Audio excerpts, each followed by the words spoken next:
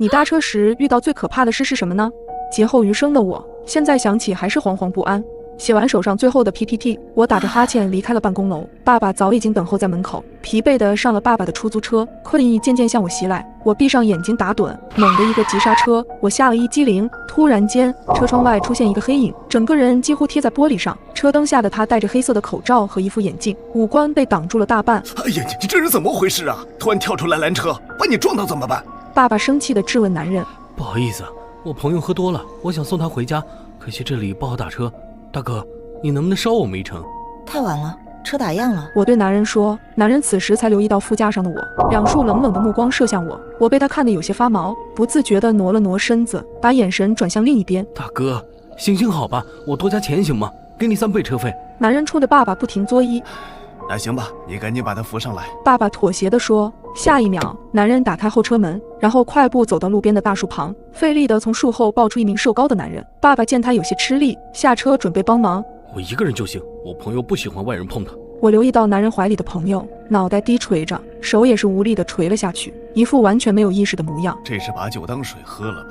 我爸在旁边说着。男人先是把朋友塞进后座，紧接着也钻了进来。朋友身子向前倾斜，险些跌倒。我本能的伸手想要去扶他，却被男人用力把手拍开。不需要。男人阴沉地警告我。我的手背瞬间火辣辣的疼，怒气嗖地冒了出来，咬牙切齿地说：不识好歹。男人并没有搭理我，只是死死压着朋友。我偷瞟了朋友几眼，他脸色发白，双眼紧闭，从始至终没发出任何声音。车子一路前行，走出一段距离后，我的脑袋轰的一下，额头渗出冷汗。车窗明明是关着的，可车里没有一丝酒精的味道。这个朋友从上车到现在一动不动，甚至连呼吸声都没有。他不会是死了吧？这个念头把我自己吓了一跳。我再次把目光投向男人的朋友，他依旧头低垂着，眼皮动也不动。男人似乎感受到了我打量的目光，猛地看向我。我心虚地吞了吞口水。男人挑了挑眉毛，解释道：我这朋友酒量不好，喝醉了睡得就像死猪一样。我透过后视镜望去，那人的口鼻一直扎在男人的肩膀上，难道不怕窒息吗？就在我疑惑间，一只野猫莫名从路边窜了出来，爸爸直接来了一脚急刹车。我的旁边突然窜出一个人影，是后座的那个朋友。爸爸的所有注意力都在那只野猫上，不高兴地咒骂了几句，而我却清晰地看到朋友的嘴角里有血淌出来，惨白的脸上没有一丝表情。男人将朋友扯了起来，我的脸瞬间煞白，这个朋友竟然没有呼吸。我现在100%确认他是一具尸体，恐惧让我的心脏快要跳了出来。我该怎么办？装作视而不见，还是想办法报警？我小心翼翼地将手机摸了出来。你想干什么？一道阴狠的声音在我耳边响起，我的手机直接被夺走了。你知道了对吧？男人眼神看向那具尸体。什么？我下意识地否认。不用跟我装傻。男人突然掏出一把匕首，直接抵住了我的喉咙，我吓得浑身颤抖，连大气都不敢喘。旁边的爸爸已经停下了车。别伤害我女儿，什么条件我都答应你。爸爸紧张地开口。要想让她活命很简单，不许使其他任何花招，把车往郊区开。爸爸点了点头，再次启动车子。期间爸爸也在找各种话题聊着天，想着缓解下凶手的戒备。被匕首指着脖子的我感觉糟透了，我的眼泪自始至终没有停过，身体抖成了筛子，却不敢发出一点声音，生怕惹毛了男人。行驶的路越来越偏僻，我的心狠狠地揪成一团，期盼着能有人来救救我们。不远处路口突然出现了一道道强烈的光束，是几个交警站在光里，手里还拿着红色的棒子，应该是查酒驾的。我的心霎时平静了不少。男人看到这一幕，瞬间慌乱不已，嚷着让我爸停车，推开车门落荒而逃。我和爸爸劫后余生，许久都缓不过神来，直到警察找我们录口供时，我的大脑依旧一片空白。男人很快被捉拿归案。据他描述，男人失手将朋友打死，害怕事情败露，就打算抛尸荒野。遇到我们之前，已经背着死者走了3、4条街了。在他没力气时，恰巧看到爸爸的出租车。如果你忽然有一种不好的感觉，就是说不上来，但感觉很奇怪，那你就得小心了，因为人的第六感有时候是非常准的。今天是我们的3周年纪念日，男友竟然忘得一干二净。晚上我生气地和他吵了起来，赌气地收拾好了行李，就准备去附近的旅馆居住。登记的时候已经是半夜，前台只留了一盏昏黄的灯光，是一个看着很和蔼的阿姨。她看着我的身份证，小姑娘，你是本地的，都这么晚了，怎么不回家啊？她可能是出于关心，但总让我感觉怪怪的。出于警惕，我并没有和他多说什么。拿到房卡后，我坐着电梯上了楼，楼道里很暗，给我一种不踏实的感觉。快步走进房间，锁好房门后，丢下行李就躺在了床上，拿出手机想看看那狗男人有没有找我，结果发现他一条信息也没发给我。我心里又气又委屈，看来他真是不在乎我。就不担心这么晚我出什么事吗？狗男人，这次我绝对不先低头。想着想着，我越发委屈。房间里的座机突然响了，在寂静的夜里显得格外刺耳，吓得我一激灵。我迟疑了一下，接起电话。姑娘，我是楼下前台的，真是不好意思啊。是这样的，我想起来你屋里的花洒坏了，没办法洗澡，要不我给你换个房间吧。阿姨带着特别抱歉的语气。我看了看时间，已经是凌晨1点30分，于是对阿姨说：不用麻烦了，我在家里已经洗过了。那怎么可以？阿姨突然拔高了声音，她过激的反应让我觉得莫名其妙。挂断电话后，我的思绪变得清晰一些。花洒是旅馆的基础设施，按道理说应该每天检查，难道是阿姨故意把我安排在这个房间？她是不是有什么目的？我的脑海里顿时出现了很多恐怖的画面，心里拔凉拔凉的，不断安慰自己可能是想多了。躺在床上，我翻来覆去怎么也睡不着，总觉得心里不踏实。正在我胡思乱想时，敲门声突兀的响起，我心里一惊，下意识地问了一句：谁啊？姑娘，你的身份证落在前台了，我给你拿来了，麻烦你把门开一下。听了阿姨的话，我赶紧打开了包，发现身份证真的不在。这就来。我答应着跳下了床，快步走到门口，趴在猫眼上向走廊望去。那个前台阿姨一个人站在门外，我的神经稍微放松一些。可就在我准备开门时，听到了一声低沉的咳嗽声，我确信这声音是一个男人发出来的。直觉告诉我门外肯定有问题。阿姨，外面就你自己吗？我故作平静地问。对对对，就我自己，你赶紧开门吧。他焦急的应答，让我感觉更不对劲。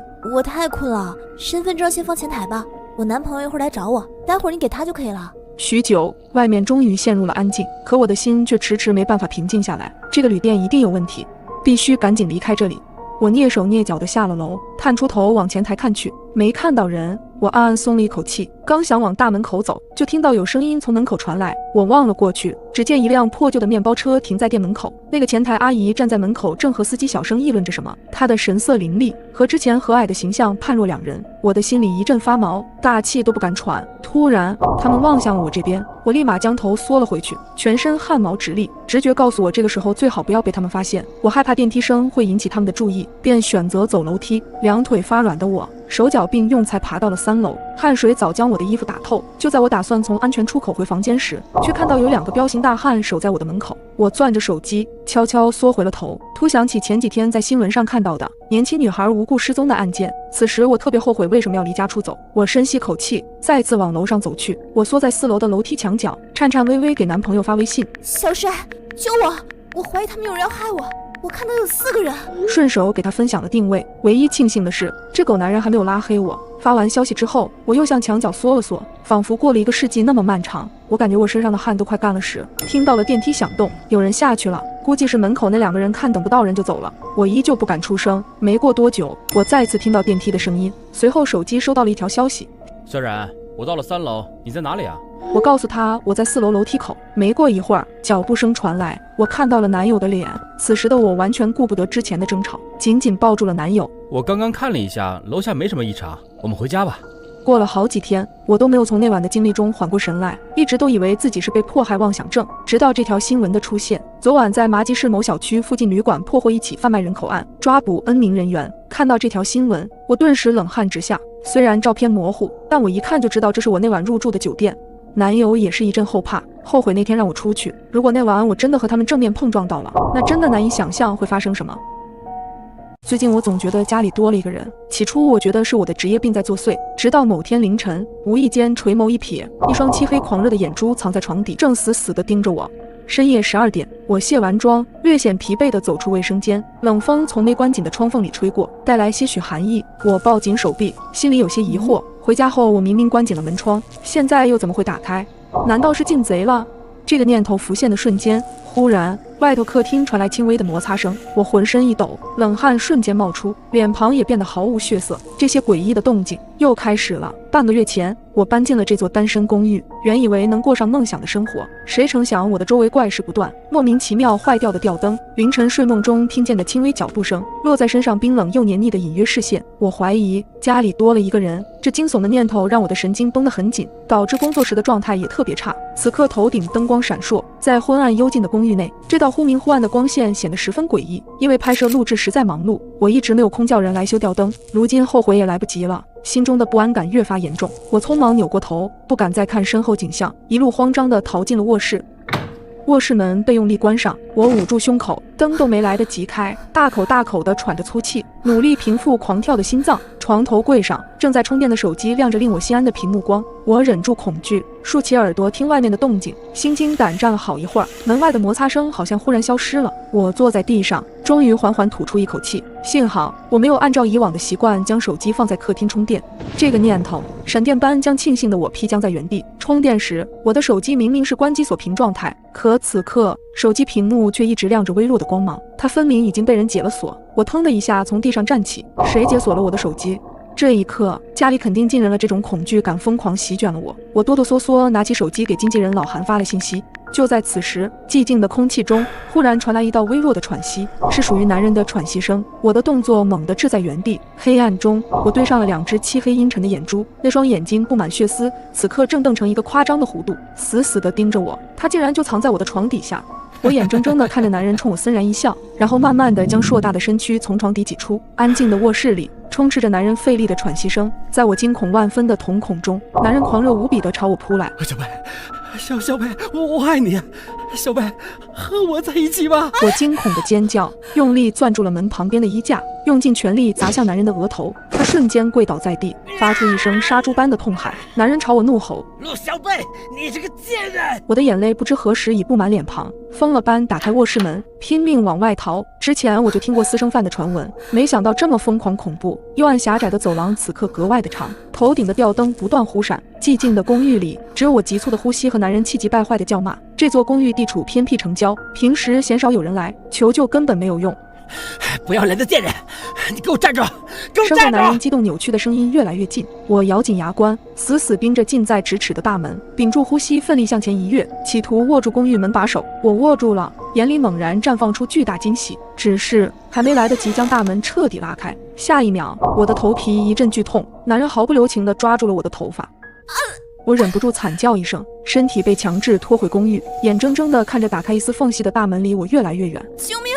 救救我！我泪流满面，不肯放弃的大声呼救。男人格外恼怒，一脸狰狞恐怖。贱人，还敢叫！他喘着粗气，两手就是响亮的一巴掌，火辣辣的触感从脸上蔓延开，剧烈的痛苦让我瞬间失声。这就对了。男人咧开嘴笑了起来。小贝真乖呀！我剧烈颤抖着，男人神经质地抚摸着我的脸颊。和我在一起吧，小贝。他声音阴冷而黏腻。你放心，谁也没办法拆散我们。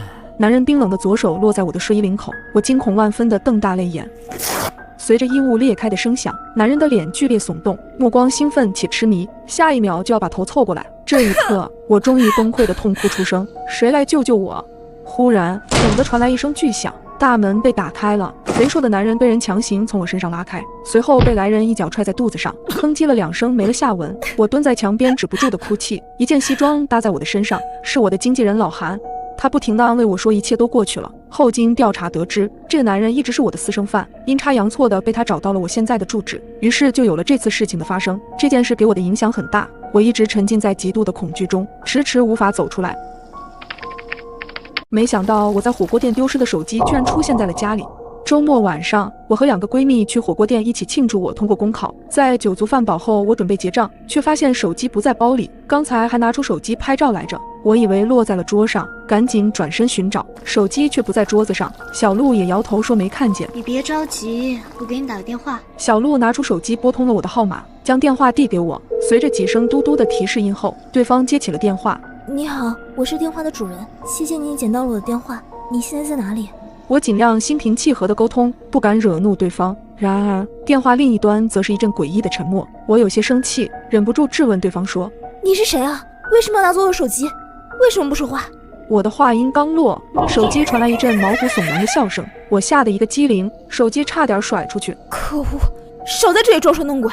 我的手机可是有定位装置，小心我报警抓你！心吓得砰砰直跳，我的语气也变得粗暴。对方再次发出诡异的笑声，然后挂断了电话。等我再打过去，却一直无人接听。对方嚣张的态度让我很恼火，我气冲冲地去查店里监控，决定把这个坏家伙揪出来。可惜我们坐的位置恰巧是监控死角，什么都拍不到。韩雪从厕所回来，听说了这件事，安慰我道：“别闹心了，我给你买了个新的，就当是我给你的礼物。”为了不扫朋友的兴致，我又露出了笑容，和他们跑去 K 歌。几个小时后，我拖着疲倦的身体回到家中，打开灯的那一刻，我被吓得愣住了，困意全无。我的手机竟然出现在了客厅的桌子上，我以为是自己眼花了，用力揉了揉眼睛，再看过去，手机依旧躺在桌子上。我的心越来越慌，人也不自觉地颤抖。竟然有人潜入了我的家，他还在我家吗？我惊慌失措地抓起手机准备报警，卧室里突然传来了之前那个诡异的笑声，我一下子瘫倒在地上，眼泪不停地往下落。他真的在卧室里。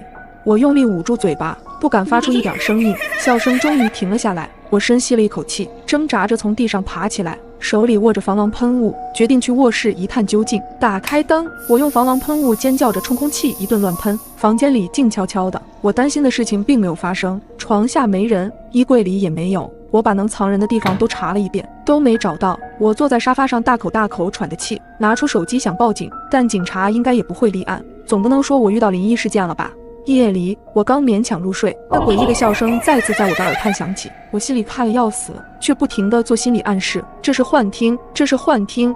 我把头钻进被子里，用力地捂住耳朵，浑身抖成了筛子。不知过了多久，笑声消失了，总算熬到了天亮。我还来不及松一口气，门外传来了急促的敲门声，我被吓得两腿发软。小姐，有您的快递，麻烦签收一下。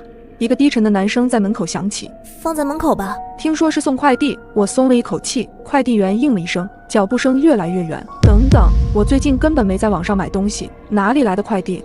我再次屏住呼吸，僵硬地看着门口，身体不自觉颤抖一下。我在猫眼观望了很久，直到确定外面没有人，才灰溜溜地将快递拿了进去。打开快递，里面竟然装着一套颜色鲜艳的衣服。我拿出来一看，上衣的胸前绣着一个大大的寿字，这是给死人穿的衣服，衣服的旁边还标注了我的名字和尺码。我吓得直接将衣服扔在了地上，谁这么缺德，竟然如此诅咒我？我的心跳骤然加快，两只手不停地在衣服上蹭来蹭去，仿佛只有这样驱走这套衣服带来的晦气。就在这时，卧室里再次响起了诡异的笑声。没想到我丢失的手机却突然出现在家里，就在刚才，我还收到了一个装着我一样尺码的寿衣。这些到底是谁干的？这诡异的笑声又在卧室里传来，而我却没有走进卧室的勇气，崩溃地夺门而逃，眼泪模糊了我的眼睛。我刚冲出单元门，就接到了小鹿的电话。昨晚睡得好吗？我买了早餐去找你啊。听到他的声音，我再也控制不住情绪，嚎啕大哭起来。小鹿和韩雪赶来时，我坐在台阶上发呆。天气很暖，可我依旧冷得发抖。看到客厅里的寿衣，二人的脸色也很难看。小鹿戴着手套口罩，将它扔进垃圾桶。我可能被坏人盯上了。我牙齿打着颤说：“不会吧，你又没和别人结过怨。”韩雪握着我冰冷的手：“那他是怎么回事？总不能是我自己买的吧？”我指了指垃圾桶，两个人没有说话，怪异地看着我。不可能是我自己！我尖叫着，掏出手机打开某宝，看到购买记录后，眼前一黑，坐在沙发上。你怎么了？你们看看这个。我脸色铁青，声音怪异地把手机递过去。那寿衣真的是用我账号下的单，下单时间是前天晚上10点。我十分确定当时我在家里睡觉，那晚我哪都没有去。一定有人潜入我的家里，动了我的手机。还有那瘆人的笑声也是他搞的鬼。昨天我的手机也是被他偷走的。我愤怒地攥紧拳头。你是不是最近压力太大才会这样的？小鹿担忧地问我。你的意思是说我的精神出了问题？二人的沉默已经给了我答案。你们相信我，我的精神状态很好，我真的听到了笑声，也不可能发神经买这种东西，一定是有人想要整我，我要报警。你这种情况警察不会处理的。韩雪的话像一盆冷水，把我浇得透心凉。放松心情，你就是太累了，我们在这里陪你。小鹿伸出手指为我按太阳穴，手指上冰冰凉凉的感觉很舒服。入夜我有些恐慌，生怕又有怪事发生，但好在小鹿和韩雪在身边，困意渐渐向我袭来。我睡得正香甜时，那笑声又出现了，在寂静的夜里让人毛骨悚然。我猛地睁开眼睛，身边的两个人都还睡着。我用力推了推小鹿，小鹿茫然地睁开眼睛，迷迷糊糊地问我干什么。听到了吗？那个笑声又出现了。我因为紧张声音变得嘶哑。什么声音啊？你睡傻了吧？小鹿揉着惺忪的眼睛，支棱着耳朵听。你没听到？根本就没声音啊。小鹿言之凿凿，可这笑声明明就在。我不服气，又把韩雪叫醒。韩雪的反应和小鹿如出一辙，她摸了摸我的额头。哪有什么声音啊？你睡糊涂了吧？你们真的听不到吗？我用力咬紧嘴唇，眼泪急得都流了出来。小鹿和韩雪手足无措地看着我，无奈地摇了摇头。我彻底崩溃了，用力地抓着头发。怎么会这样呢？我打算跳下床寻找声源，笑声却戛然而止。卧室里又陷入了寂静，深深的无力感让我彻底绝望。难道我的精神真出现了问题？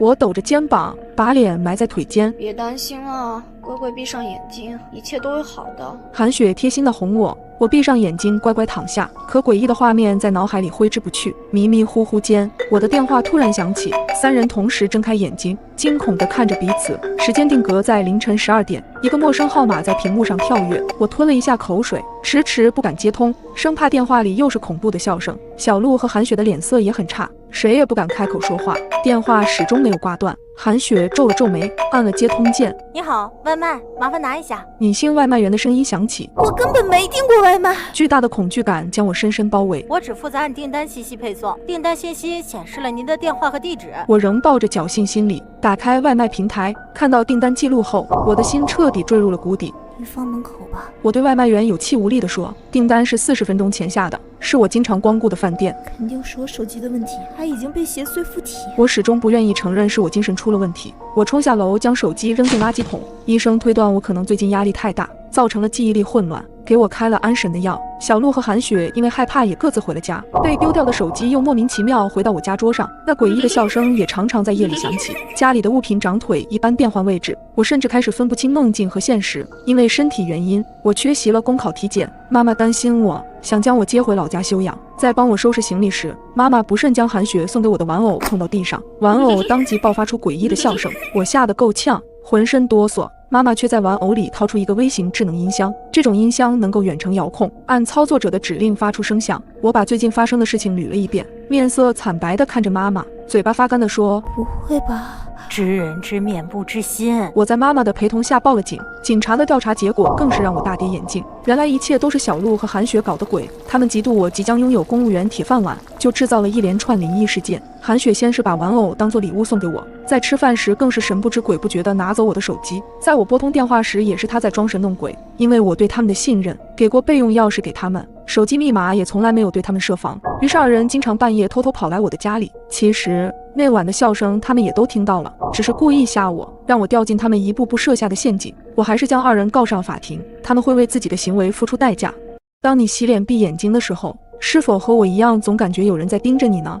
这种感觉在我搬家之后尤为严重，偶尔还会听到人的喘息声，但每次我强行睁开眼往后看去，却什么都没有。但后来一件更可怕的事情让我从此以后活在了阴影里。因为图上班方便，我便想在公司附近租房。很快我便在网上找到了一间公寓，房间刚装修完不久，房租也很实惠，但是房东唯一的要求是女生入住，这让我有些疑惑。在看房的时候，我就问了房东，他告诉我女生比较爱干净，不像男生一样邋遢。我便没多想，果断与房东签下了合同。我自认为我的警惕性比较高，所以在搬家之后，出于安全考虑，我不但换了门锁，而且还在门口装上了可视门铃。因为刚搬新家，当晚我就喊了闺蜜小美和她新交的男友来我家玩。她的男友我也是第一次见，人看着很干练，聊天中了解到他是一名特警，看着男友力十足，我也挺为小美感到开心的。因为收拾到很晚，第二天我起床的时候发现已经快迟到了，着急忙慌地赶出家门，恰好碰到了房东拎着垃圾从门口路过。房东，你来找我的吗？哦，不是，我就住在隔壁，后面几间也都是我的房子，你有什么事儿也可以随时喊我。我不禁有些羡慕房东，每个月收租不用上班也太爽了吧。因为着急上班，没多聊几句，我便赶去公司了。但没过几天，便发生了一些奇怪的事情。首先是我的零食会莫名其妙的变少了，其次是卫生间的镜子上出现了奇怪的掌印，位置比较偏左。起初我并没有太在意，以为是我无意间碰到的，便顺手擦掉了。但最近我总感觉每天睡醒会特别累，好像每天晚上跟人打了一架。出于警觉，我还特地看了家里的可视门铃和电子锁的开门记录，都是正常的。我的精神状态越来越差，甚至总感觉我洗脸的时候，好像有个人就在旁边看着我，隐约还能听到呼吸声。但等我睁开眼看的时候，却什么都没有。闺蜜还安慰我，你太多疑了，是不是最近压力太大了？可能真的是我想多了吧，别不开心了，我晚上过来陪你聊聊天。晚上小美来了，还带着我最爱的奶茶和烤串，我们边吃边聊，心里确实也轻松了很多。期间小美去了卫生间，但随后神色紧张地从卫生间出来，拉着我走到了镜子前，指着镜子上的手印，满脸慌张。你看，这个手印很奇怪，虽然模糊，但这很明显是男人的手印。我的视线随着小美的手望过去，惊讶地发现这个掌印的位置还是一样的靠左，而且明显要比我的手掌大一些，也印证了小美的说法，这肯定是个男人的手掌印。我和小美对视了一眼，互相从对方眼里看到了惊恐。小美颤抖地拿起了手机，拍下了照片发给了她的男友。她男友很快赶了过来，安全起见，他很快检查了一下屋子，包括柜子里、窗帘后，甚至门口的可视门铃都没有发现异常。那掌印好似凭空出现在镜子上似的，难道这是灵异事件？这不禁又让我心惊胆战起来。就在我们疑惑的时候，小美的男友一直注视着镜子，只见他突然用手按在了镜子上。不对，这镜子不对劲，怎么了？我哆哆嗦嗦地问他。我的手指与镜子里的手指之间没有空隙，这是一面双面镜。随后他又轻轻地敲击了镜面，声音空洞且带有回响，这更加证实了他的想法。双面镜的话，如果对面有人，他是能看到你的。随后顺着掌印，镜子竟然被他推开了。此时房东的脸赫然出现在我们眼前，他满眼血丝，好像被惊到了一样。我满脸不可置信地大喊了一声：是房东！随即小美的男友一个箭步冲了上去，把她按在了地上。小美也拨打了报警电话。事后了解到，房东经常通过改装的镜子窥探着我，甚至在我的零食里放了药，通过针孔摄像头发现我熟睡后爬出镜子侵犯了我，而且把视频还传播到了网上。可怕的是，这一切我竟然一直被蒙在鼓里。知道真相的我崩溃了。小美安抚了我很久很久，该付出代价的是那些坏人，不是你的错，不要把过错全都加在自己身上。我抱着小美痛哭出声，这个畜生最终得到了应有的惩罚。我从没想过，因为我拍的照片害死了人，而我也一直生活在愧疚之中。那天我跟闺蜜在一起聊天，突然听到一阵争吵缠斗的声音，循着声音便看到一个中年男人正被2名民警按住，他满脸愤怒，衣服脏兮兮的，嘴里一直在喊着不是我，凭什么抓我。站在他们不远处便有个穿短裙的女孩，歇斯底里地喊着就是他，你个变态，刚才要拍我的裙底。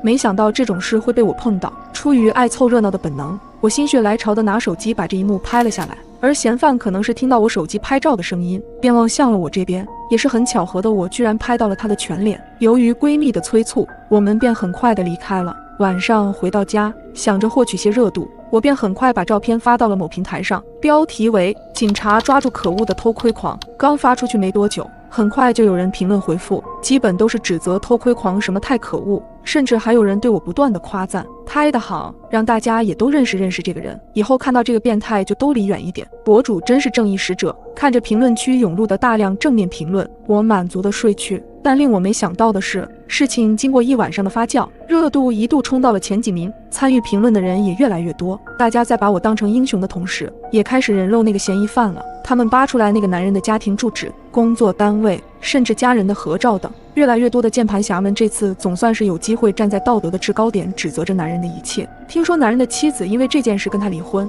他的孩子在学校受到欺负，父母被人在街头羞辱，男人基本成了过街的老鼠，人人喊打。眼见事情被越闹越大，我心里愈发的不安起来。果然在几天后出事了，官方发布新闻称那名所谓的偷拍狂是被冤枉的。多日的舆论让男人苦不堪言，并且最终自杀在自己家里。我瞪大了双眼，简直不敢相信，心里的愧疚更是袭上心头。当我再次打开社交平台后，发现上面的舆论也都变了样，评论区的言论开始转变方向。原本赞同我的网友们，现在立即变了一副嘴脸，开始用恶毒的语言咒骂我。拍照的人真该死，如果不是你不分青红皂白乱拍乱发，也许男人也不会自杀吧，全是你的责任。对，应该判他死刑，给男人偿命，甚至问我为什么不去死。一瞬间，大家都开始为那个男人不平，心疼他的家人。好像前几天那场闹剧，他们完全不曾发言，全然没有参加。而更可怕的是，大家不仅指责拍照片的人，甚至开始有大量网友自发人肉。我上传的照片很快被破译，我的正脸被放大，家庭住址、人员关系、工作单位全部被曝光出来。我家门前开始出现各种用纸条写的留言，红油漆、黄符咒，这些我只在电视上见过的东西开始出现在我家墙上。这些人前几天还是说我是英雄，现在却变成了人人喊打的狗熊。我也确实体会到舆论的恐怖，渐渐的我从不安变成了恐惧，整日活在愧疚之中。如果不是闺蜜给我打电话，我可能就遇害了。一个百无聊赖的晚上，我在家刷着短视频消磨时间，手机蹦出一条消息，是之前通过闺蜜认识的帅哥。你在干嘛？在家待着呢。有事吗？没啥事儿，就是有些无聊，要不我去找你吧。你自己在家吗？我愣了一下，因为从我刚认识学成就对他有好感，或许这是我们增进感情的机会。我抑制住内心的激动，怎么想起来找我啦？我觉得你性格很好啊，人也很漂亮，我们应该多了解下。那你过来吧，我刚起床，所以你要给我点时间化个妆。当然了，女孩子嘛，你把地址发给我吧，我慢慢过去。随后我就把我家地址发给她了。放下手机后，赶忙洗漱化妆，又激动地给闺蜜小美发消息。你知道吗？学成竟然主动要来我家找我玩，可小美的回话却让我很疑惑。这不对呀，不太可能呀，你等一下，我打电话过去问问。3分钟后，奇怪，我给学成打了好几个电话都没人接，微信电话还被挂掉了。你再等下。又过了几分钟，小美直接拨了我的电话，语气也很急切。喂，小冉，你千万不要和那个人见面，我问过学成，他根本没有联系过你。我一时间有点懵，怎么会？刚才跟我聊天的就是学成的微信呀。你不知道，学成他现在有女朋友的，而且他这样的人不会做出这种出格的事儿。刚才我还联系了学成的妹妹，她说她哥的手机昨晚被人偷了，所以现在联系你的根本就不是学成。听到这，我如坠冰窖。按照小美说的，我现在已经把自己真实的地址告诉了一个陌生人。如果那个人真的来了怎么办？难道要报警吗？就在我脑子里还在胡思乱想的时候，传来了一阵敲门声，我心里瞬间一凉，身体止不住抖了起来。紧接着手机震动，是学成发的消息：我到了，开门吧。没想到他真的来我家了，他此刻就站在门口给我发着消息。我顿时吓得面色如土，脑子里快速想着怎么办，该大声呼救还是报警。他清楚地知道屋子里现在就我一个人，如果他强行冲开门，我该怎么办？我鼓足勇气一步一步走到门口，透过猫眼慢慢朝门外望去。门外漆黑一片，可能是门外的声控灯没开，我该怎么办？突然敲门声又响了，我被吓得一哆嗦，因为敲门声，声控灯亮了起来。门外站着一个男人，宽大的帽檐压得很低，还戴着黑色口罩，根本看不清脸。或许是我长时间没回应，他的敲门声又急促起来，我吓得飞快退离门口。紧接着又来了一条消息：你在干嘛？快让我进去呀！过了一会儿，我稍微平复了下，鼓起勇气在手机上面回复：我不在家，我知道手机是你偷的，我刚刚已经报警了。信息发送过去之后，对方的状态上显示对方正在输入，然后就再也没有了回音。等了许久，门外没了任何动静，我慢慢靠近门口，突然再次响起了急促的敲门声。开门，我们是警察。出于警觉，我又透过猫眼向外看去，看到门外确实有穿着制服的警察，闺蜜小美也在旁边。我果断开门，抱住了小美，也总算舒了一口气。没过多久，警察收集完了情况，检查了一下房子的周围，确定没有什么危险了之后就回去了。随后他们根据手机定位追踪到了一个人，没过2天他就被逮捕了。我心有余悸，如果那天晚上我并没有给小美发信息，那么当天晚上到底会发生什么呢？想到这还是一阵后怕。如果你被困在自己家的卫生间里，没有窗户，没带手机，你会如何脱困呢？这是发生在我身上的一个真实的故事。我是个怀揣梦想的北漂青年，为了房租便宜，不得已搬到设施破旧的小区。可令我万万没想到的是，这将会变成困住自己的枷锁。这天凌晨，随着剧里的强哥下线，追了多日的电视剧也终于完结。我把小狗放在一旁，走进卫生间里洗澡。按照以往的惯例，我都会为了人身安全把门反锁，可这个保护措施竟让我差点丧命。这个厕所是个暗厕，空间狭小，也没有朝外的窗户，导致空气十分稀薄。我快速洗完后便打算出去透透气，可当我转动卫生门锁时，意外发生了。平常很顺利就可以打开的门，今天却纹丝不动。我傻眼了，门锁不会这个时候坏掉吧？里面的空气本就流通不畅。我再次尝试转动门把手试图打开，难不成是锁芯卡住了？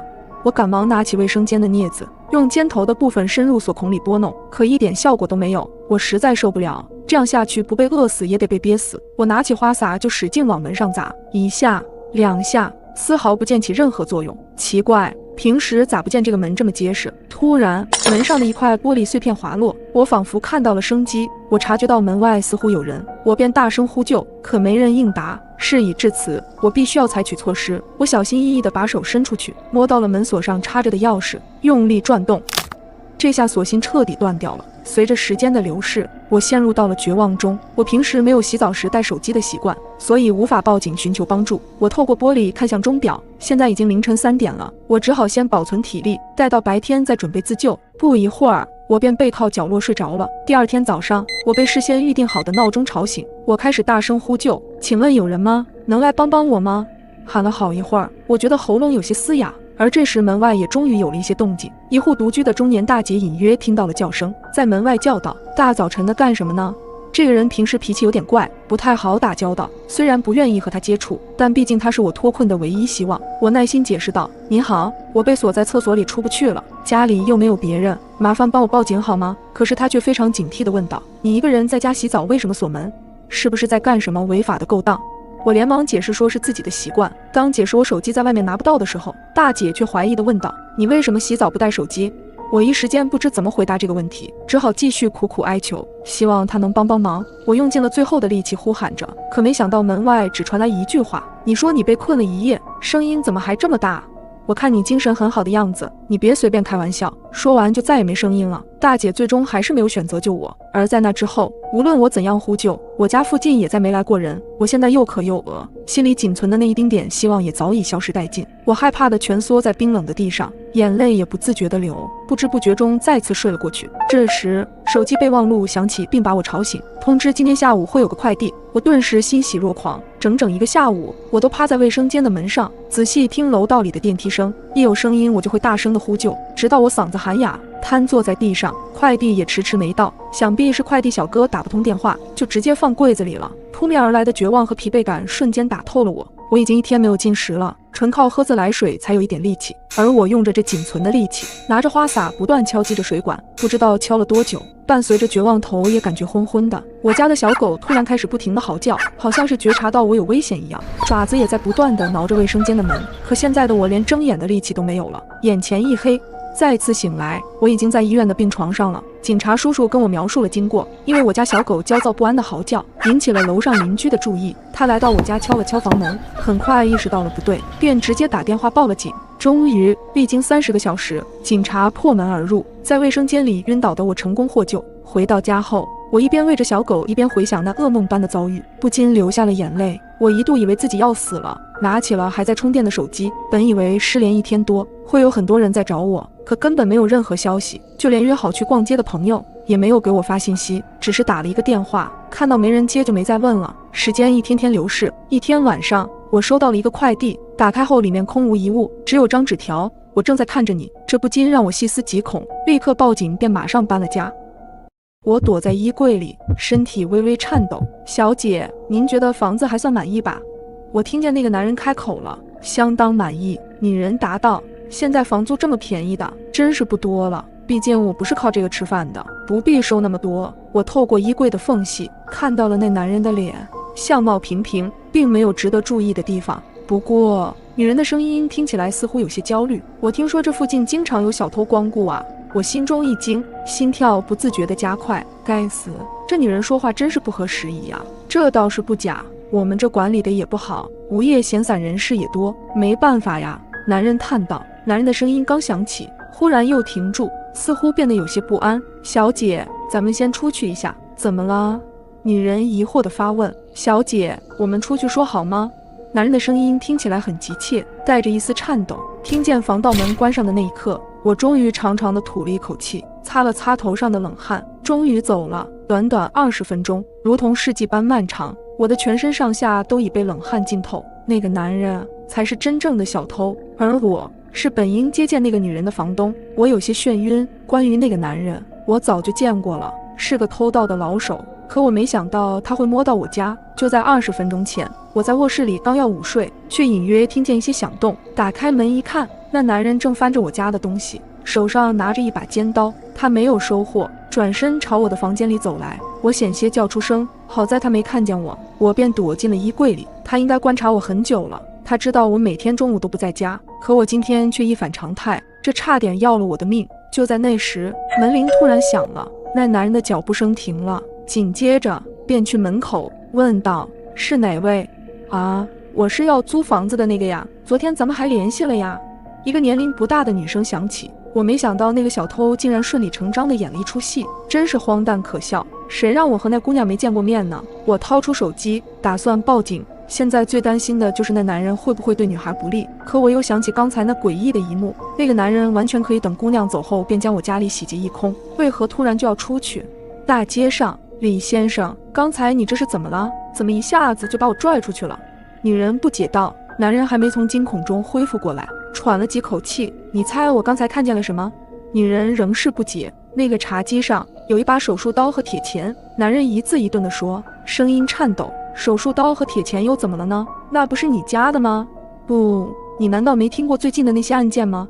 近日有4起女性被杀事件，被害人的脖子被割破，随即又被凶手剥下脸皮，手指被铁钳生生扭断。女人想起了这条报道，被害人都是在家中遇害，凶手先是入室潜伏，待时机成熟对被害人施虐。男人皱起眉头，凶器是手术刀和铁钳。男人忽然想起自己撬开防盗门之前，发现防盗门似乎就有被撬过的痕迹，难道是？我擦了擦汗，打算推开衣柜门走出去，忽然怔住。刚才因为过于紧张，注意力都集中在了那2个人的对话上，却忘记了自己的处境。那时为了躲避小偷，才急忙躲进了这里，并没发现异常。可现在我却有了些感觉，衣柜里并没有多少衣服，空间也较为充足，可我感到很拥挤，就像多了一个人。我屏住呼吸，此时除了我的心跳声以外，还听到了另一个人的微弱呼吸声。我朝右手边望去，黑暗中隐约看见一张脸，仿佛在朝我笑，笑得很诡异。